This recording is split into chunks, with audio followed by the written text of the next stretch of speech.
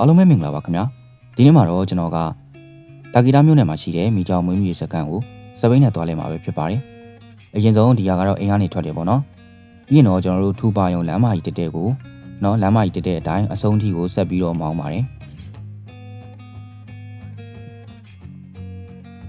ဒါဆိုရင်တော့ထူပါယုံလမ်းအဆုံးရောက်ပြီပေါ့နော်ပြီးရင်တော့ကျွန်တော်တို့ဘယ်ကိုကြွေတယ်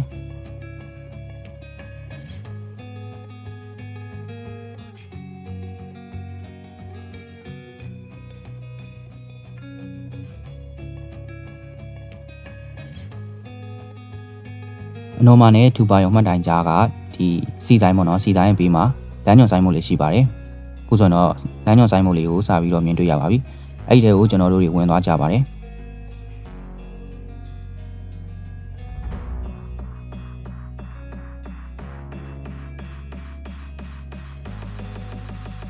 လမ်းတွေကတော့တော်တော်လေးဆိုးပါတယ်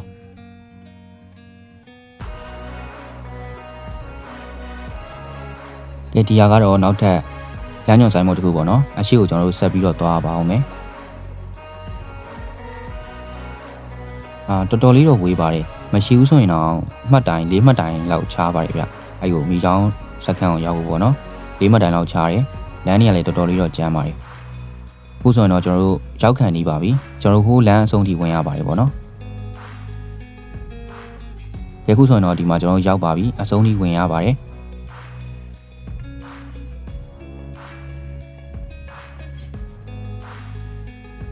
ဝင်ကြေးကတော့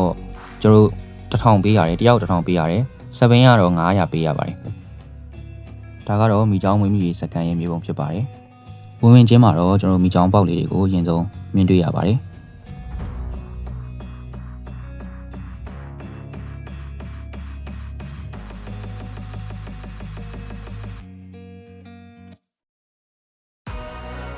ဒါကတော့မိချောင်းရေကုန်ပေါ့နော်တော်တော်လေးကြီးပါတယ်အပြင်မှာတော်တော်လေးလည်းကိုင်းလို့ကောင်းပါတယ်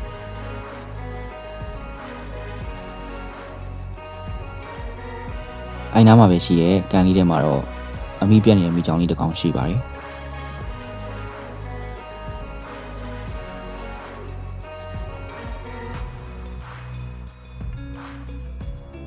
အဲ့ဒီမှာပဲမိချောင်းရဲ့ခန္ဓာကိုယ်ကိုရင်းကအစိပ်ပိုင်းတွေကိုလည်းရှင်းလင်းပြသထားပါတယ်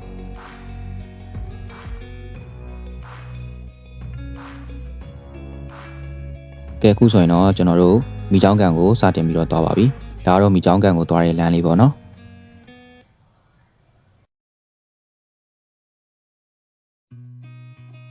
ဒါကတော့မိချောင်းကန်ဘောကိုတက်မယ်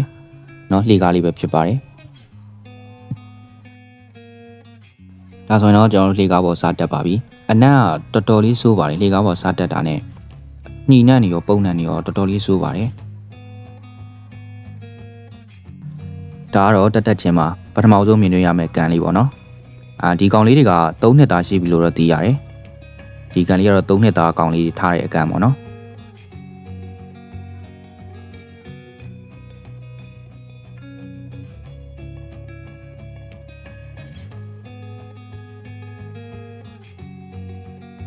ဒီမှာဆိုရင်တော့မိချောင်းလေး2ကောင်ပေါ့နော်အစာလူနေတာတော်တော်လေးချစ်ဖို့ကောင်းပါတယ်တော်တော်လေးကြီးလို့လည်းကောင်းပါတယ်ပေါ့နော်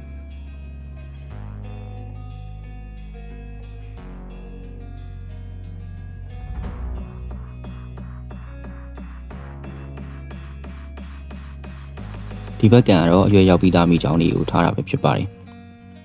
အရင်အားလောက်တော့မိချောင်းတွေကတော့တိတ်တော့မရှိတော့ပါဘူးတော်တော်လေးတော့နေတော့တာကိုတွေ့ရတယ်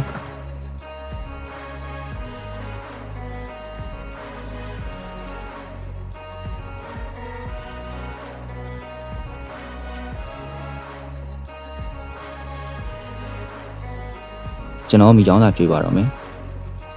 မိချောင်းစာတော့တပုံးကို2000ပေးရပါတယ်ငါးတွေပေါ့နော်ငါးတွေကတိတ်မလက်တော့လို့တော်တော်လေးအနံ့ကတော့ထွက်နေပြီတော်တော်လေးတော့နံပါတယ်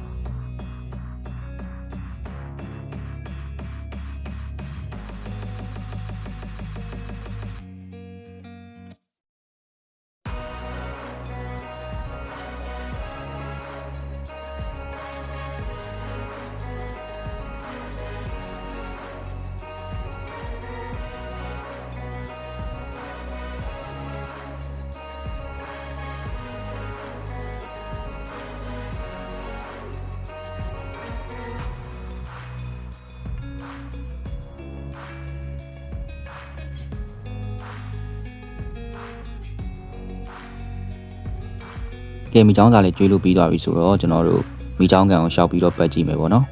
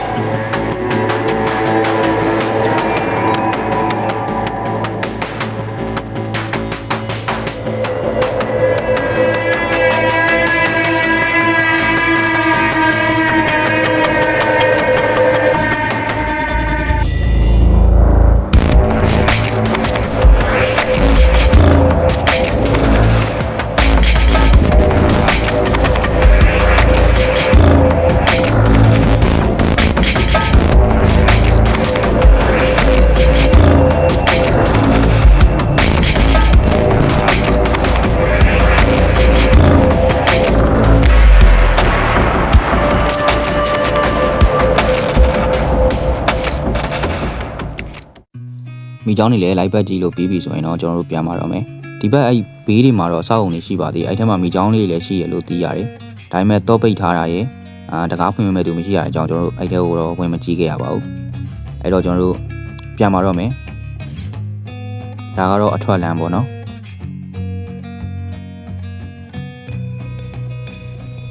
ကြကျွန်တော်ဒီဗီဒီယိုလေးကတော့ဒီမှာပဲအဆုံးသတ်လိုက်ပါရစေခင်ဗျာ